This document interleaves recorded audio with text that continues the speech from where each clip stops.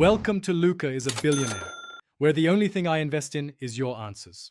Becoming a compliance officer begins with clear planning and realistic expectations.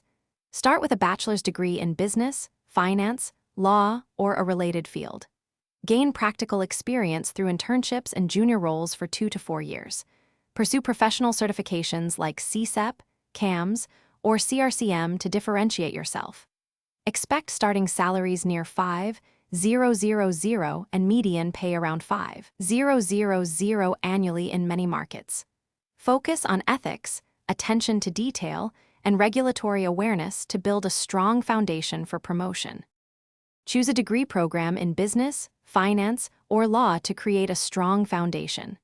Complement coursework with classes in risk management, corporate governance, and regulatory compliance. Seek internships that provide exposure to AML, SOX, GDPR, or HIPAA compliance work. Prepare for CSEP certification with roughly 6 months of focused study and practice exams. Consider CAMS or CRCM if your role targets anti-money laundering or banking compliance. Maintain about 40 continuing education hours each year to stay current and competitive. Build practical skills in policy writing, risk assessment, and regulatory interpretation. Learn to audit controls, design monitoring programs, and execute investigations with objectivity. Gain technical competence with compliance software and reporting tools used in modern firms.